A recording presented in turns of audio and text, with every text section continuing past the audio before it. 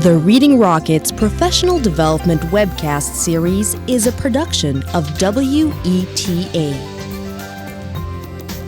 Funding for this Colorín Colorado webcast is provided by the American Federation of Teachers. The Reading Rockets project is funded by the United States Department of Education, Office of Special Education Programs.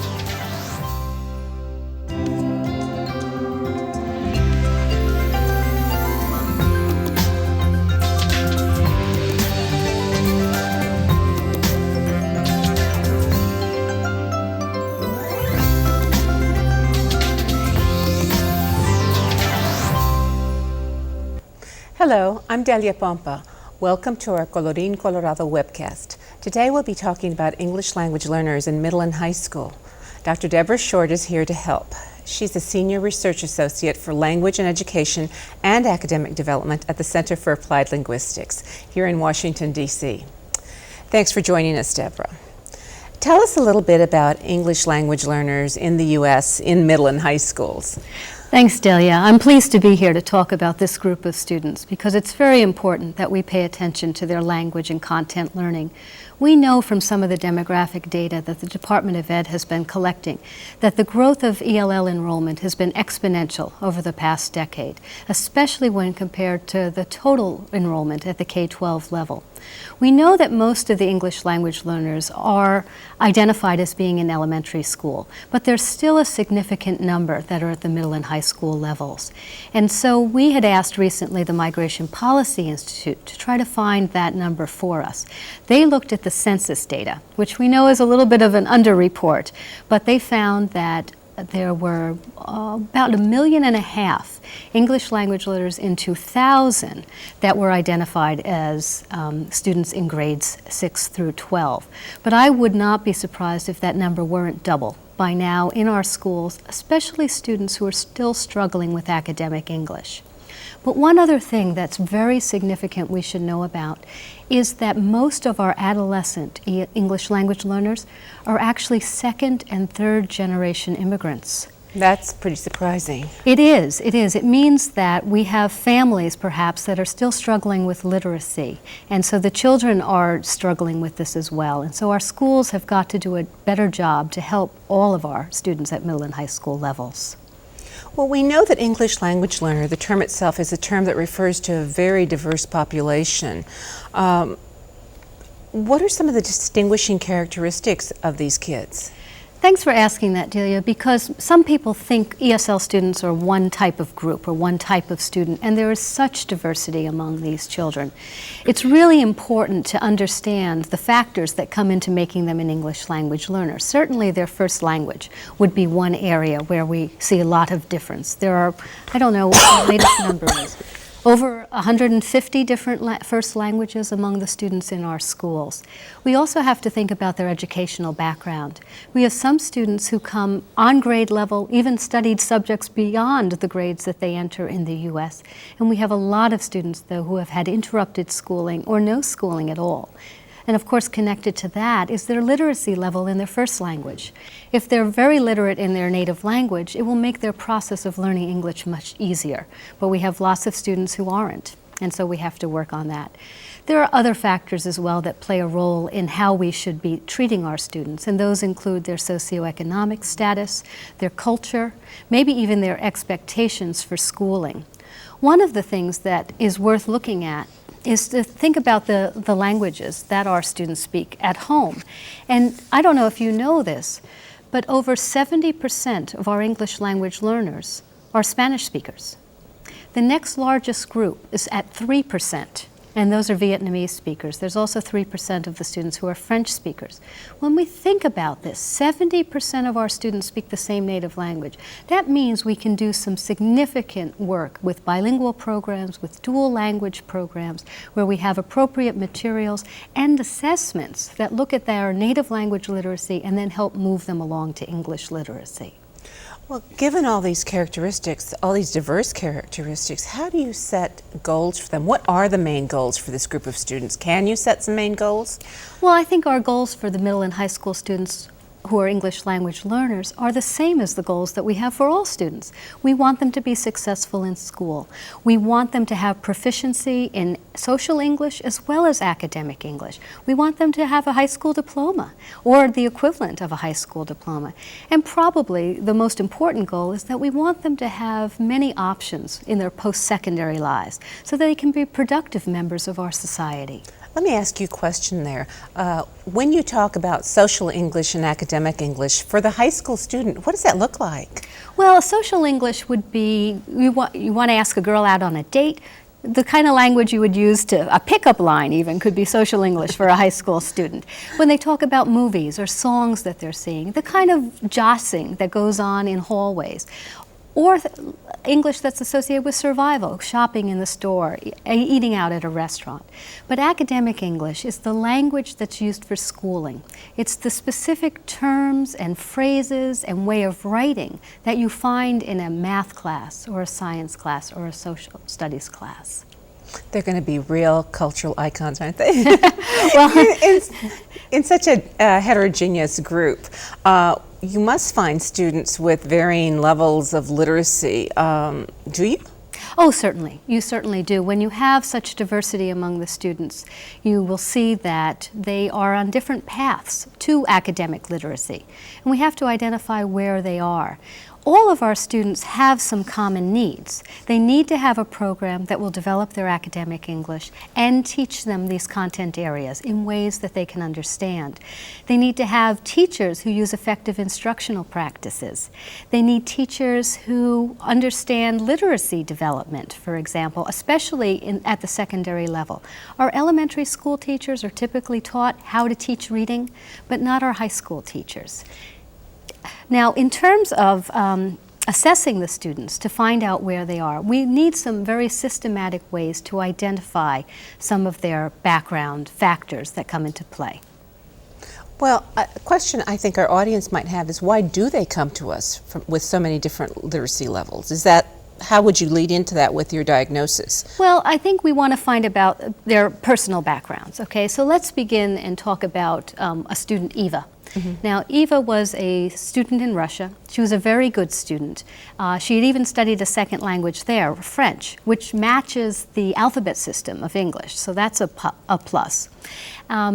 And she came to the U.S. when she was 14. Now, her parents were professionals in Russia. They get professional jobs here in the U.S. She enters a program at high school that includes sheltered content instruction, content-based ESL classes. She is making great progress. In 2 years, she can probably exit the program because she had native language literacy, because she was up to grade level with her educational backgrounds, because she had parents who were well educated as well. It doesn't seem from the statistics that everyone's as fortunate as Eva. Well, that's absolutely true. We have a lot of other students and an increasing number of this type of student who's coming to our schools. Let me give you an example of Felipe. Felipe lived in rural Nicaragua, and he went to school every month, but not every day. He lived far from school, so it was a distance to walk, and sometimes if there was bad weather or different responsibilities that he had at home or on the farm, he wouldn't get to go to school. So even when he's 12 years old and supposedly has been in school, let's say for 6 years, he comes to the U.S. he doesn't have literacy in Spanish because he hasn't had a chance to really develop those reading and writing skills that you need for school. And he's behind on his content subjects. So when he comes to our programs, he's placed in an ESL class, but he has to struggle to understand the culture of schooling, the academic content, and to understand English, of course. That's a very stark difference. Can you give us another example? Well, a third one where we have, let's talk about Graciela, born in Mexico, but she came to the U.S. at 5. So all of her schooling is here in the United States. What Graciela suffered from was what we would call program switching. She went to first grade, kindergarten and first grade, and was in a Spanish bilingual program. So most of her instruction was in Spanish. but very suddenly was switched by second grade into an all-English classroom. So she really hadn't had a chance to develop any Spanish literacy, or not very much, at the end of first grade. Now she's placed submerged into English. Well, she's in English for 2 years, and guess what happens? Her family moves. A lot of our immigrant students, their families are highly mobile. And she's back in a new district and placed back into a bilingual program for 4th grade. Well, what happens? Now she's in middle school, and she really doesn't have a strong foundation in either language. She's not literate in Spanish, she's not literate in English, and she's in 6th grade, and we have to struggle to help her. We have to know this information about her, though, so we choose the appropriate instructional programs. Well, and that's the key. You're a high school teacher. How do you tease out these differences? How do you tell your Evas from your Felipes? Well, that's where diagnostic assessments come into play. We really need to do a better job, I think, at identifying where our students are on this path to literacy when they enter our schools. Now, larger districts that have intake centers are increasingly doing a good job with that. They're looking into not only their oral English skills and their English reading and writing skills, but they're also assessing their native language literacy skills. Because we know if they're literate in their first language, they will transfer many skills to learning English. Ideally, we'd also assess their content knowledge. And in some cases, certainly Spanish, we have the numbers there where we could be assessing in their native language, or we could do some assessments in English to try to get a sense of their educational backgrounds. Using or having that knowledge of native language at your disposal must help teachers a lot, but obviously the goal of educators is to help these English language learners learn to read and to succeed, and oftentimes in English. Tell us about what the challenges are. Wow, our middle and high schools face a lot of challenges. The students, the teachers, the parents, and the administrators. Probably what I would say is one of the top concerns is the under-preparation of the teachers. We have far too few teachers who are prepared to work with English language learners in their content classes. Certainly the ESL teachers and the bilingual teachers have that background, but not our math and science, history, geography teachers. We have shortages of ESL and bilingual certified teachers, and can you believe it? There are only 3 states in the U.S. that require coursework in ESL methods and second language acquisition for all their teachers. That's California, Arizona, and Florida. Now, given the demographic shift, I don't know why more states don't do that, because all teachers today are going to see second language learners in their classes. What research has been done on all this? Is there an underlying body that would lead to the kinds of teacher preparation that needs to be done, the kind of instruction that needs to take place? Well, certainly. There's been a lot of research done on effective instructional practices, which I'll talk to you about in a minute. And we've been looking at adolescent literacy. What can we find out about teaching a second language to an adolescent? How that compares to child language development, for example. And what we found is that the processes of second language literacy development vary substantially from child language, a first language development process. Just because, the 2-year-old always learns how to speak by repeating and listening, we can do many different things and more effective things with the older learners when they're learning a second language. Hopefully we build on their first language. But another thing that the research has shown is that our students need language support for at least 4 years, and some students for up to 7 or 9 years. That means that policies that end that support after 1 year are not doing the students a service. In fact, it's a disservice to them, because acquiring academic English takes a lot longer than the social English that we talked about before. The other thing that we found from the research is that a number of the first language literacy skills will transfer to second language literacy.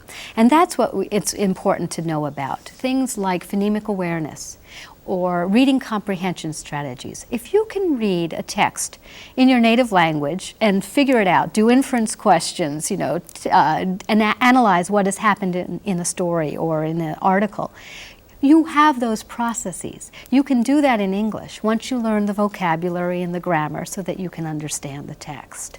Well, that's a lot for a teacher to take from the research. How does a teacher take that and sort of turn it into what happens in the classroom? What does her effective instruction look like at that point? Well, we know there's some really critical things that teachers have to do, and what we encourage teachers to do, whether they're a content teacher or an ESL teacher, is focus on language specific to the subject area. So, as I said earlier, the students can talk like a scientist, or they can read an authentic document the way a historian might do, so that they really understand how language is used for those different content areas. Another thing that we've learned from the research is how critical vocabulary development is. So teachers have to really ramp up the amount of vocabulary that they teach the children. They have to not only inform them what the words mean, but we have so many words with multiple meanings in English. If you think about the word power, how it's used in math class with logarithms, how it's used in history class with executive powers, or how it's used on TV with the Power Rangers, really shows that the kids need someone to help inform them of what the word means and how it's used in that specific subject area. Another thing that the teachers have to do is work on building knowledge for these children. We hear a lot about activating prior knowledge in the mainstream literature. But with our second language learners, especially those who haven't gone to school in the U.S., we have to build a lot of that knowledge. They haven't had the same experiences. They haven't been through elementary school necessarily here. So the teachers have to build and activate making connections to their lives.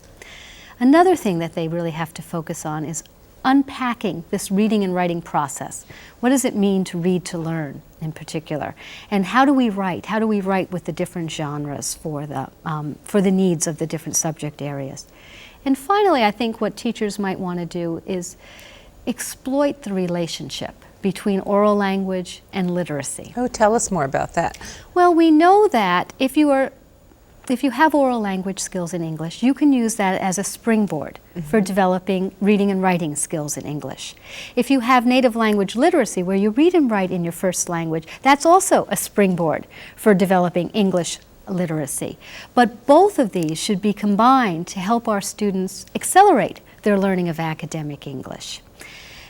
Specifically, what I'd like to talk to you about, Delia, is one approach that we've conducted some empirical research on. And this is called the SIOP Model. That stands for the Sheltered Instruction Observation Protocol, but it's easier to say SIOP. And with this model, we're having teachers teach the grade level curriculum to the students, but in ways that make it more accessible through specialized strategies and also promote their language development. This means that we highlight key features of the language, whether it's language functions or the vocabulary or the phrasings of sentences, and we also use content comprehensible input techniques. I'll talk a little bit more about that if you'd like to hear. Well, actually, I think we're going to get to look at a clip that's going to take us and give us some of those examples. Let's take a look inside the classroom of Robin Lighton Tejada, who teaches in U.S. history to advanced beginners in 6th grade using the Sheltered Instruction Observation Protocol, or the SIOP model. I'm always looking for ways to tie the concepts that I'm teaching in social studies to the students' personal lives and experiences. Some of the ways that I do that is I'll look at the content and pick out the main idea, the main concept, and think of how can I tie that to something that's going on in the students' lives. And I'd like you to list at least 5 reasons. At least 5 reasons. 3, 4, 5. But you can do more if you can think of more. And thinking about why your family came, why people you know came, why you imagine why people would leave their home country and come today for the United States.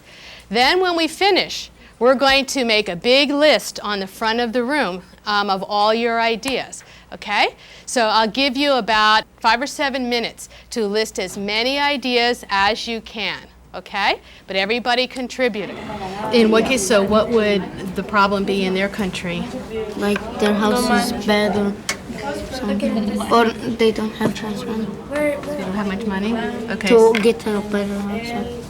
I don't know. Okay. Never mind about that. No, you have to accept all ideas. That's okay. So, in other words, their living condition in their country was not very good. They didn't have a nice house? Yeah. I mean, so they could live better here and have a nicer house? Okay. Or to have to get more money. Okay. Well, that's another reason. Okay. All right, so put both of them. You can have more than 5. We're going to see how many ideas we can list up here about why people come to the United States today. And then we're going to do another activity after that with our list of ideas. Okay, so we will start. Okay, everybody ready? All right, so reader, who's reader in group number 1? All right, so Funwell, go ahead. To get freedom of religion. Wait, stop. One idea at a time. All right, to get freedom of religion. All right, did anyone else have that idea? Well, now I want you to think, which is the most common reason why people, why your families came here to the United States? I wanted them to predict what would be the most common reason why the families in this country came. The purpose of that, for doing the prediction, is to, one, to keep them engaged, to practice the thinking skills of making predictions. Now, I'm going to have each person come up, and you're going to put your dot underneath the reason why your family came here. The number 1 reason. Funwell said, what if there are 2 reasons? Well, pick the one that was the most important. I had given the students dot stickers, and then each group came up and put a sticker next to the reason why their family came. And so this gave us a visual representation of the most common reasons why people today come here. Deborah, would you point out for us exactly what that teacher was doing? What did she do well for these students? Well, as they said, she had advanced beginners, and so this was the end. Which in itself is an oxymoron. What would be an advanced well, beginner? That's true. These students began the school year as beginners, let's say, and we filmed actually in May. So it was the end of the school year, and they're making the preparations probably to be what we would call an intermediate level student the following school year. So at this point, they can read a little bit, you could see that they could speak, and they were able to do some writing, and so that's how we would call them an advanced beginner. Now, specifically what she did for them was incorporate, excuse me, a lot of comprehensible input techniques that would help. She used visuals. You saw the map, and she had a timeline. She had some other hands-on materials that the students used. You see it later. They did some work with vocabulary cards and looked at photos that were in the chapter of the book that they were about to read. She also slowed down her speech, and she repeated herself quite a bit. And this again gives the students some time to process language that they're hearing in a new language. You know, they're hearing the teacher talk in a language that they're still learning. In terms of preparation for the lesson, she really worked on building background. She connected to the students' lives. They're going to be studying about settlers who came to the U.S. And she connected that to the reasons that their immigrant families came to the U.S. and wanted to compare if the reasons today are similar to the reasons in the past. She also made specific reference to lessons they'd already studied. So again, she's providing that continuity from one day to the next in terms of the curriculum development. And finally, what we don't see but goes on later in the class is a focus on vocabulary. She really helps the student identify the academic terms that they're going to need to understand the reading. Well, one of the things I saw in the clip was when she said, I want you to list 5 reasons, and she counted 1, 2, 3, 4, 5. And then again later on she said that would be 5. Now, you were starting to tell us a little earlier about SIOP. Is that one of the things that you see in there, one of the attention to things that we don't think about as English speakers? Well, certainly. And I think not only the repetition and the slower speech, but also, if you noticed, she would say 5 or 4, and then she would write down what the students were saying. And within the SIOP model, we try to help the teachers engage in all of the different modalities to help the students learn. They use orally and in writing, with physical movement, and with cooperative grouping. So specifically in the model, we have 8 different components that we ask the teachers to focus on. We start out with preparation, and that every lesson needs to have both a language objective and a content objective. We ask that of the content subject area teacher and of the ESL teacher so that they're working in tandem to develop academic English. We then have a component that focuses on building background, exactly what you saw here, connecting to their lives and developing vocabulary knowledge. We then try to include ESL techniques to make that input comprehensible, and ask the teachers to really explicitly teach children learning strategies, both cognitive and metacognitive strategies, so that they can become lifelong learners outside of the sheltered or the ESL classes. The final 4 components have to do with interaction, with practice and applying activities that will touch on all of the 4 different language skills, having a lot of oral language practice for the children, meeting the objectives that the teacher has set, and then a review piece. And that's very, very critical that some teachers who run out of time forget about. But our students have been sitting there 45 minutes, 50 minutes, learning, hearing input through this second language. And if the teacher takes even 3 minutes to wrap up, review the vocabulary and the key concepts, that's much more powerful for the students' learning. Now, this teacher seemed to use a lot of support materials and support activities. How do these help? Oh, well, certainly. Having supplemental materials will really help the English language learner. Some of our more traditional pedagogies, talk about lecture and textbook reading and answer questions at the back of the book. That's not very effective when we have second language learners learning content through this new language. So having additional reading materials, having visuals for them to use, letting them work in a group and write down their ideas and then share them, that all really helps the second language learner in class. Were there some techniques that preceded this lesson or that maybe will follow up this lesson that we weren't able to see that would be important? Oh, certainly. One of the things that the teacher does as the lesson goes on is helping them preview the reading. Our students, especially at this stage, now they're moving out of the beginning level of English proficiency, but they're still beginners. You can't just put a textbook in front of them and expect them to be able to go through all of those pages and really understand the material. So she takes the text and previews the chapter. They look at the illustrations or the photos or any other diagrams that might be there. They look at the headings. She works on the key vocabulary. And then they spend time discussing what's in the text orally before they get into reading and writing about it. So there's a long piece that comes before. Yes, there's a lot to do if we want them to be successful when it comes to the reading of the textbook. Well, how about when you're talking about programs for English language learners at any level? We hear about newcomer programs, we hear about sheltered programs, we hear about bilingual programs. I would like to, and I know our audience would like to hear more about each one of these because we hear them tossed around all the time. Tell us more first about the Newcomer Program, because that seems to be a very popular program that lots of people talk about these days. Right. It's a growing phenomenon, one might say, here in the U.S., and a particularly useful strategy for a school district at the middle and high school level in particular, when they have new students who are arriving with very low skills in English.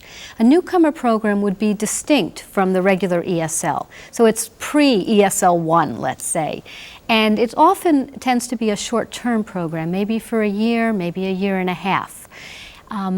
What we find is that the teachers who receive newcomer students use instructional strategies to really help develop literacy and to teach the content through sheltered techniques. What also they do is focus on helping the children become oriented to U.S. schools, to the expectations in schools, and to our culture. And that's a critical piece in newcomer programs. They're not just thrown into a classroom without any support. There's someone there helping them. Now, who might be the students that would go into newcomer programs? All ELL students? No, and think back about the students that we had. Felipe, in our examples earlier, would be the prime candidate for a newcomer program. He doesn't have literacy skills in his native language. He's not very proficient at all in English yet, and he's had interrupted schooling. So if he goes into a newcomer program, he has the opportunity in an intense environment to accelerate his learning, to really focus on English as used in schools, and to get some leg up on some of the content areas that he may not have studied before. Now, when you said some of these programs are short, you said a year. We see some programs popping up around the country that are newcomer programs that are 6 weeks, that are half a semester. Would you say that those are a prime example of a good newcomer program?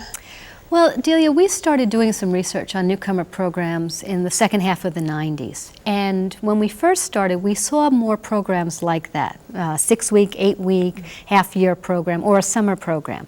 But over the course of 5 years, we saw the shift. More and more programs went to 1 year or 1 year plus summer. In fact, 75% of the programs that we researched were in that category.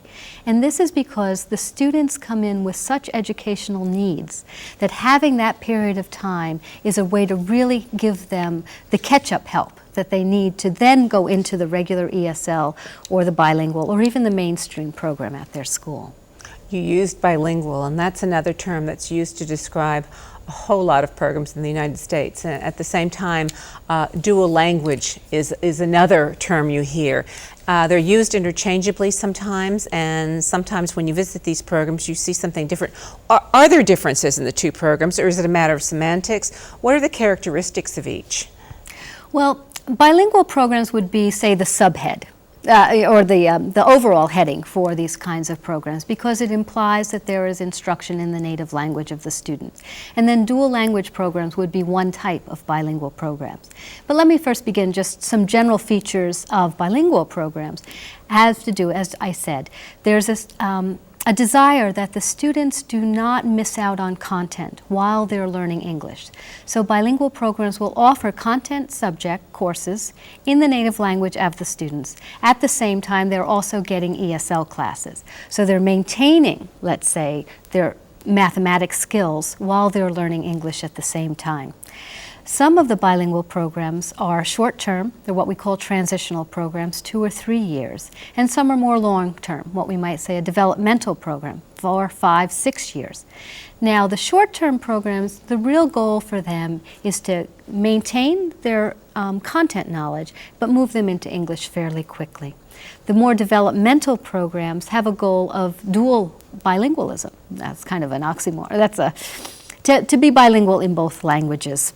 And so the time frames will vary across these kinds of bilingual programs, but in general that means there is some instruction provided through the native language. And in some cases, native language literacy is also promoted. When we talk about dual language programs, though, this is a more systematic development for additive bilingualism. Again, where the students will be proficient in both languages at the end of their schooling. It requires a long-term commitment. Talk about additive bilingualism before you go on. Okay. You know, one of the things, Delia, that I wish would happen for all students in our country is that they would all become bilingual, and in an additive way, meaning that we're not taking away the native language of a student in order for them to learn English, but they're learning their native language and they're adding English to that. So at the end of their schooling, they are bilingual in the true sense of the word. They can talk in both languages about all subjects. And this is good for our English language learners. It's also good for our native English speakers. And that's one of the wonderful features about the dual language or the two-way immersion programs, because native English speakers and English language learners are learning together. And so both groups are becoming bilingual at the end of the term.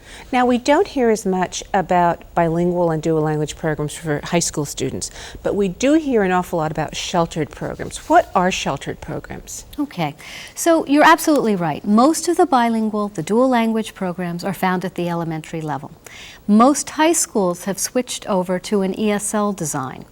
Now, in effective programs, which what I would call sheltered programs, you will have not only ESL classes that incorporate content, vocabulary, and background themes, but you'll also have trained teachers in the content areas like Robin Light and Tejada, who we saw in the video, who know how to make the content comprehensible but still cover the curriculum objectives for the students and promote their language development.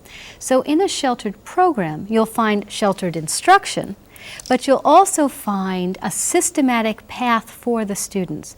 So if they come in, they might have 2 periods of ESL, a period of content ESL reading, a period of sheltered math, sheltered social studies, and sheltered science. The next year, they might have only 2 ESL, and they may have made enough progress, say, in mathematics that they don't need to be in sheltered math anymore, but they're still in sheltered science and social studies. By the 3rd year, they've cut down again on some of those programs, but they're making progress towards graduation. Sounds like a very supportive program. Let's go ahead and look at an example of one class in a sheltered program. Here's a clip from Gerardo Hovas High School and their biology class. Gerardo Hovas teaches students of multiple proficiency levels in grades 9 through 12. What they're going to be doing is a 3-dimensional project in which they use visuals, they use different ideas, and they come up with their models. They also have to write and use some references. They have to go to the books. All living things are made up of cells. I'm asking for 3 things. They have to tell me the names of the organelles, location, and structure. These are the objectives. I just want you to check those objectives. We're going to read them, and then we're going to copy them. And as a matter of fact, we have them here on the side. In case you forget about them, they're here on the board. How do you get to know that it's a plant cell? Carlos, you raise your hand. It has chloroplasts. It has what? Chloroplasts. All right. So a chloroplast is a typical thing, a typical structure in the plant cell. Yes, ma'am? Most of the colors are green. Most of the colors are green. Good. That's a good observation. There's something else very important in a plant cell. Do you guys know what it is? The cell wall. Good. You can see the cell wall right here. Those are the things that we don't find in an animal cell. Do you guys remember some of the functions of those organelles? Say, for example, the nucleus, someone knows what the function is? Repair. Repair. And reproduction. And reproduction of the cell. What is the function of the ribosomes? Yes, Danny. The proteins? The proteins, yes, production of proteins, yeah. They get in groups and they start discussing about the materials, discussing about who's going to write, who's going to bring these, who's going to bring that. Shall we do a fruit? Shall we do it with this materials or that? But once they start, it's incredible. And we use these for the ribosomes because they're the little red ones. So what would those going to be? Right here, right, the left side. Yeah, over by the central But there's some more. It's bones right here. Yeah, it's a game we're going to play with the whole class. All right, that's good. Now, how are we going to play this game? We're gonna ask them, give them a name, an organelle, and they're gonna come and get choose the different part. They're gonna put the part here in the place it has to be, and then they're gonna put the meaning into there. Hey, that's a nice cell. What are you guys doing? It's an animal cell? All right, so you're gonna use beans and what else? Macaroni and cheese. Macaroni and cheese. Good. It's gonna look nice. All right. Háblame en portugués. Háblame en portugués, poquito y luego. It was kind of challenging because they were gonna be interacting, they were gonna be coming with different ideas, and they were gonna use their creativity and imagination to come up with their own project. Maybe we can use more candies. Oh no. Yeah. No.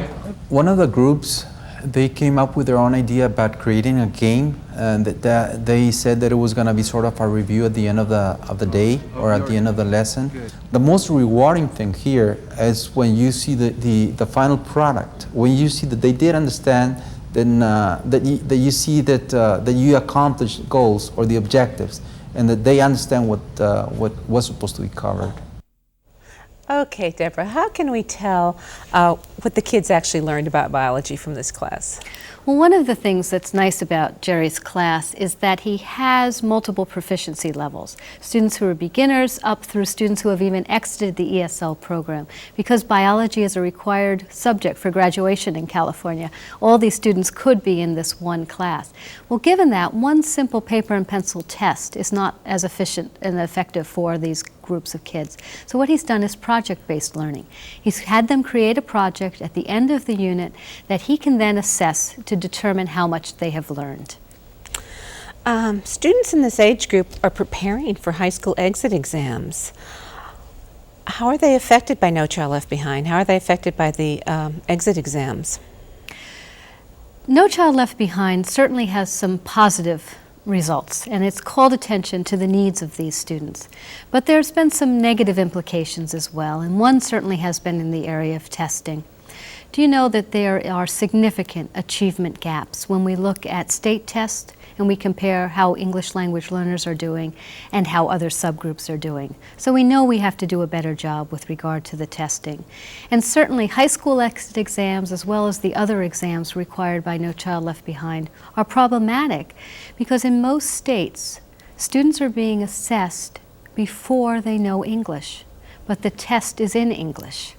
So they're really doing double work there. They're trying to figure out what the test question means or what the answer choices are, and not even having a chance to demonstrate how well they know the material. Another aspect of No Child Left Behind that needs some attention is the definition of a highly qualified teacher. Currently, you could be a highly qualified teacher of algebra and know your subject very, very well, but have a class full of beginner ELL students, just like we saw in Robin's class or some of the ones in Jerry's class. But you don't have to know anything about ESL methods. You don't have to know about second language acquisition. So that has a negative implication again for the students. Well, we know that the high school dropout rate for Latino students is very high, about 21% nationwide, and if you look at particular school districts and cities, it's much, much higher than that. What alternatives are available to students who have dropped out or failed their exit courses? Because a lot of these kids, as you know, who come in as English language learners come in rather late, and given the time frame they have, are unable to complete the requirements or pass the English test. What could we be doing for them to make sure they're not dropping out of the system altogether? You're absolutely right. We need to look at some alternatives, especially for those beginners who enter at 9th grade. There are some alternative high school programs that are being used in different parts of the country. One has been a night school or an evening school program where they're taking pretty much, say, from 5 o'clock to 10 o'clock, all the regular courses, but they've had a chance, these older learners in particular, to work during the day, and then they get to go to school at night. We have some students who have decided to drop out, and so they're looking for ways to get back into the system. So there may be some career or vocational programs that they could connect with, or some community college partnerships where they could take some courses at the community college campus, but that were leading to their high school diploma. And then the final thing to think about are alternatives to the state-required high school exit exams. 2 states come to mind, New Jersey and Washington. Both have some alternatives. If students fail the exam, there's other options, another type of assessment or a portfolio process that the students could go through to demonstrate the knowledge that they gained in high school. Deborah, we've covered so much ground, and there's so much more we'd like to cover with you. This is a very complex topic with some kids that have very, very special and a lot of needs. What closing thoughts could you give our audience today? Well, Delia, I think the most important thing is not solving the problem at the end, but right from the start. That we have appropriate programs and instruction and assessment for these students that put them on the pathway to academic success. And some of the things that I would suggest that administrators and educators think about is offering at least 4 years of language support for these students with qualified teachers and appropriate materials. That we consider having a 5 or 6 year high school plan for the students who enter at 9th grade with low levels of proficiency and interrupted schooling.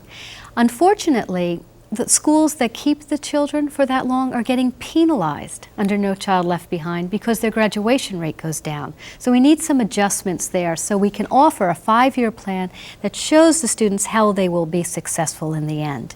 Another thing that I'd ask for is more teachers having knowledge of ESL techniques, second language acquisition theory, and also how to teach literacy across the content areas in our middle and high schools.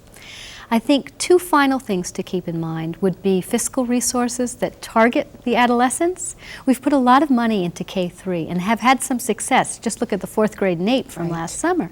But we don't have so much success with the upper grades, so we need to target our resources there. And finally, when we're making high-stakes decisions about these children, we really should use multiple measures of assessment so we really understand what they know and they can do. Thank you. Thank you so much, Dr. Deborah Short. And thank you for watching. Don't forget to browse the recommended readings for this topic and let us know what you thought about this program by taking our survey, which you can find on the main webpage for this webcast. For more information about teaching English language learners to read and about how to reach out to their families, please visit our website, colorincolorado.org.